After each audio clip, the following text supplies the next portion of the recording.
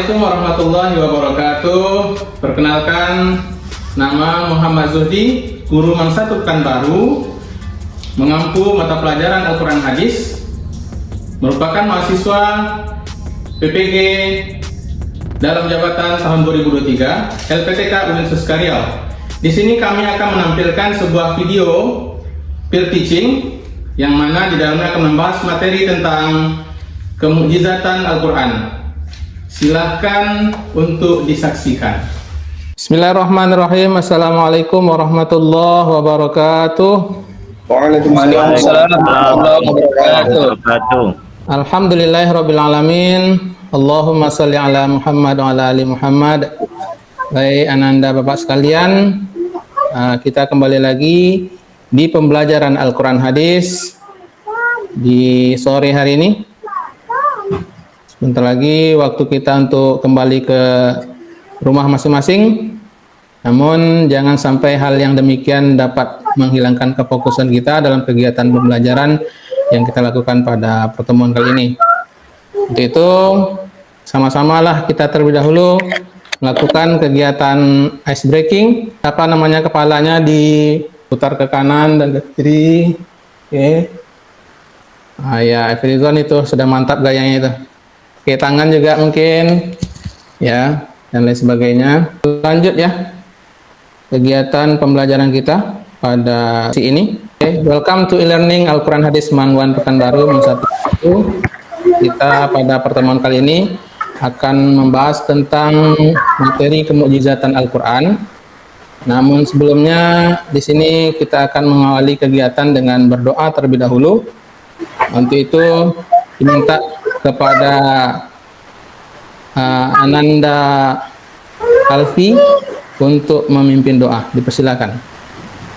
Bismillahirrahmanirrahim. Raditu billahi rabba wa bil islami dina wa bi Muhammadin nabiyya wa rasula. Rabbi zidna ilma warzuqna fahma. Amin.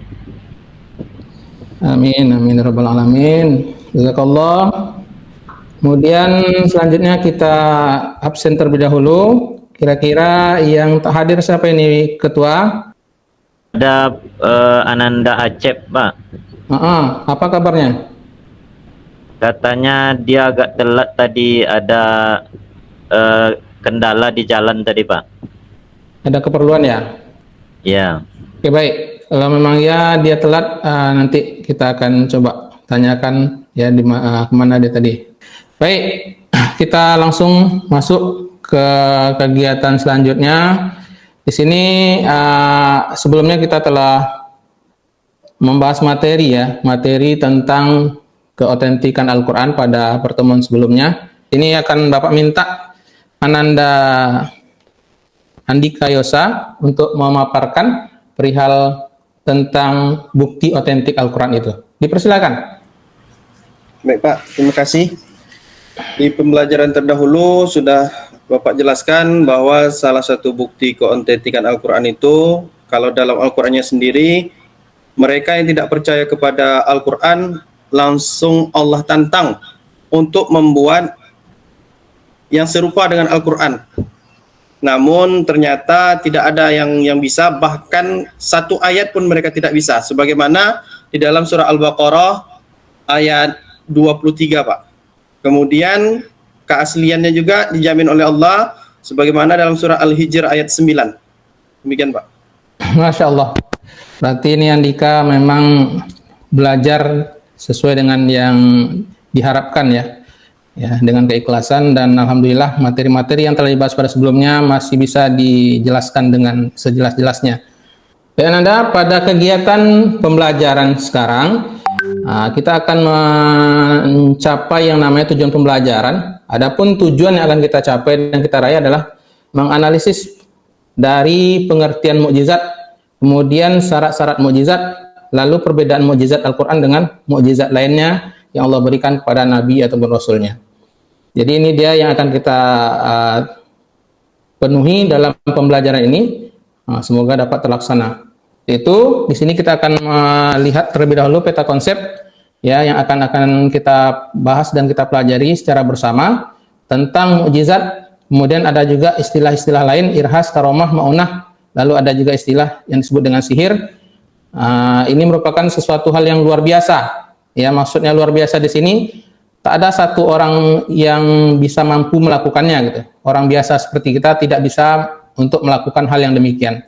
Jadi nanti kita akan secara seksama melihat pengertian dari masing-masingnya, lalu kemudian kita akan fokus dalam bentuk syarat-syarat dari mukjizat itu apa-apa saja, lalu nanti barulah kita dapat membandingkan perbedaan antara mukjizat Al-Quran dengan mukjizat yang Allah turunkan kepada nabi-nabi lainnya. Kita awali kegiatan ini dengan memperhatikan ataupun mencermati cerita berikut ini. Bapak minta satu orang untuk membacakannya. Dipersilahkan kepada Ananda Efrizon untuk membaca cerita berikut. Baik Pak, terima kasih. Seorang dokter yang memvonis pasiennya yang terkena kanker stadium akhir bahwa penyakitnya tersebut tidak akan sembuh kecuali jika ada mukjizat. Bagaimana pendapatmu dengan penggunaan kata mukjizat di atas? Benar atau salah? Kemukakan analisamu. Oke, terima kasih. Ya, aku ucapkan kepada Ananda Efrizon. Kemudian di sini tahapan kita minta tanggapan dari kita secara bersama. Tentunya ada perwakilan yang akan menyampaikan. Bapak minta untuk menyampaikan pendapatnya itu Ananda Muhammad Ilahi. Dipersilahkan. Ya Pak, menurut saya penggunaan kata mukjizat itu kurang tepat Pak. Seharusnya kata yang digunakan adalah keajaiban.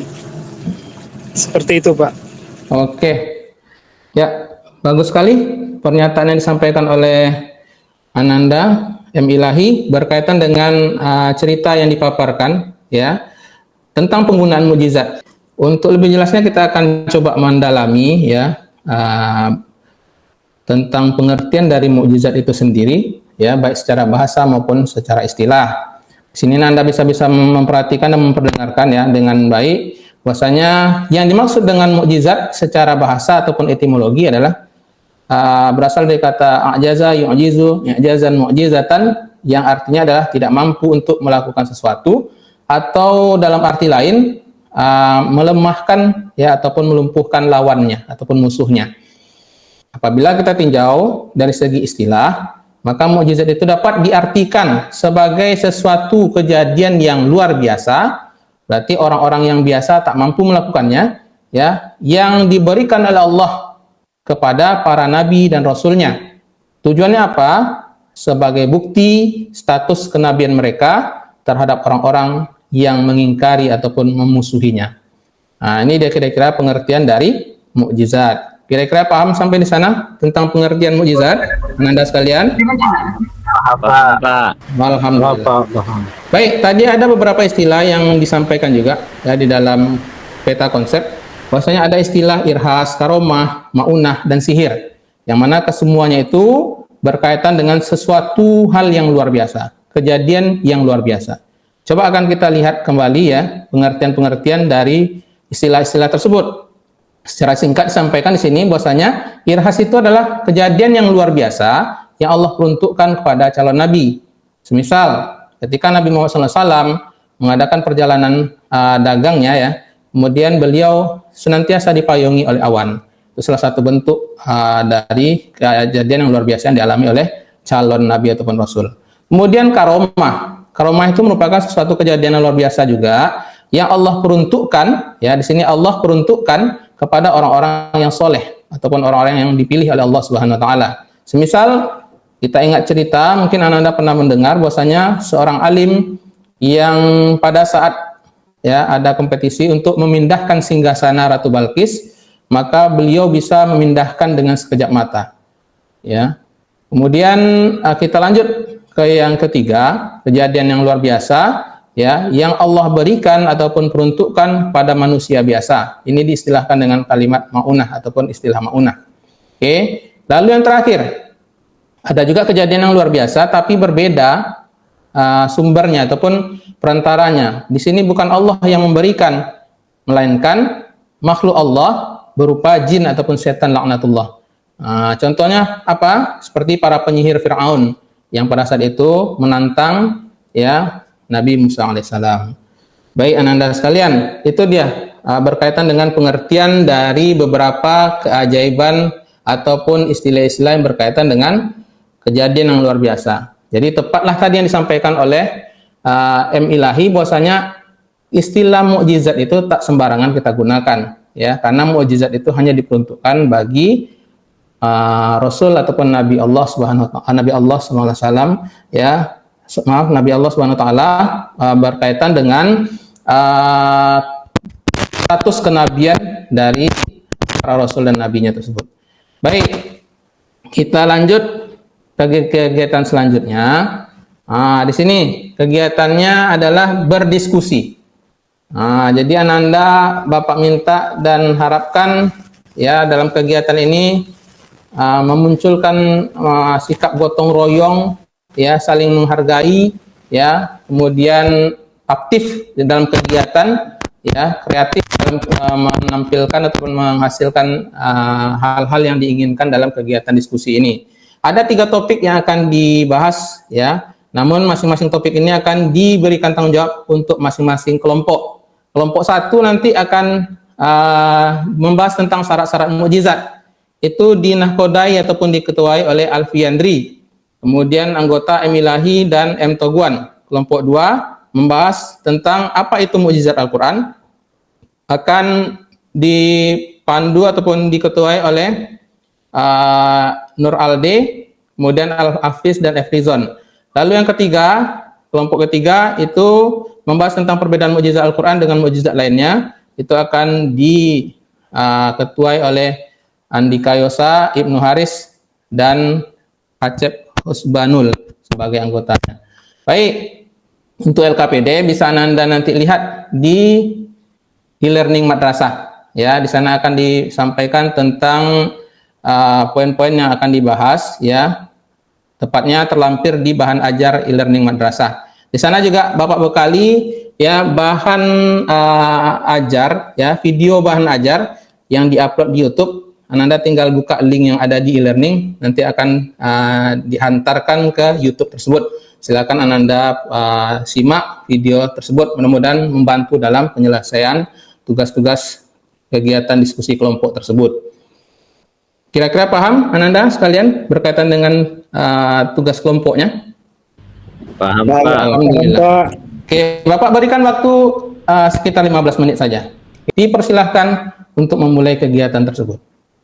Oke, alhamdulillah baik Anda sekalian, ya kegiatan diskusinya sudah berakhir ya karena waktu juga.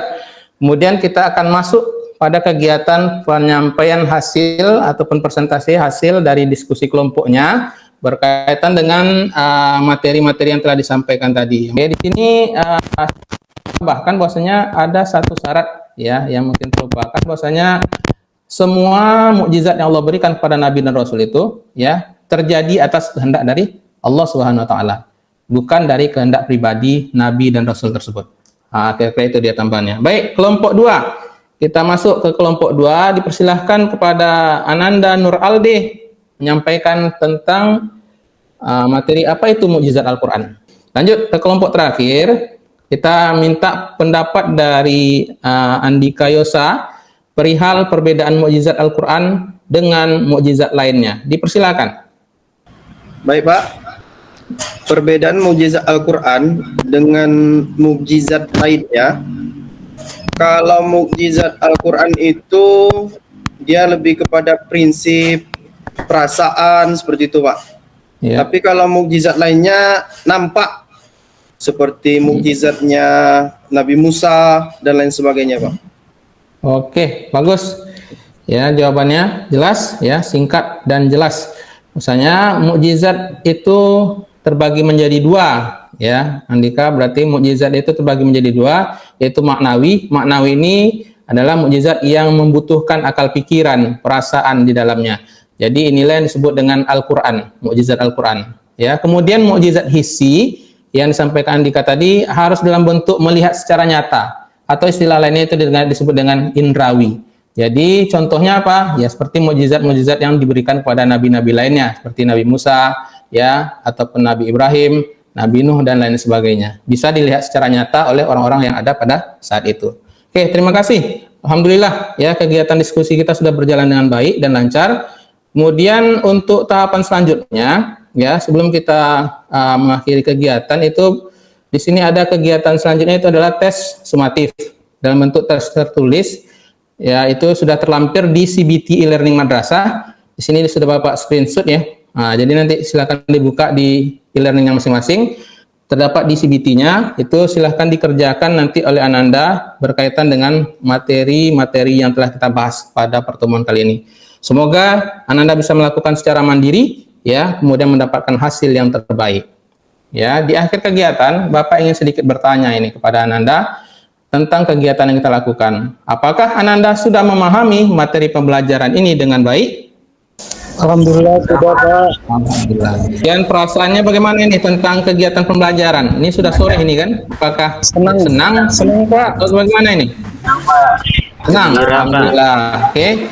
Semuanya pastinya akan mendapat hikmah dari pembelajaran ini ya, kita harapkan, dan pastinya lakukanlah tindakan ataupun aksi selanjutnya berkaitan dengan materi-materi yang sudah disajikan pada kehidupan seharian Anda. Kemudian pesan terakhir yang ingin saya sampaikan sebelum ditutup kegiatan ini, mohon dipelajari materi-materi yang akan kita bahas pada pertemuan selanjutnya, yaitu tentang aspek-aspek kemukjizatan Al-Quran. Baik, kita tutup pertemuan ini dengan bacaan kafaratul majelis. Ya, Ananda sekalian, subhanallahumma bihamdika asyhadu an la ilaha illa anta astaghfiruka wa atubu ilaik. Banyak maaf. Assalamualaikum warahmatullahi wabarakatuh. Waalaikumsalam warahmatullahi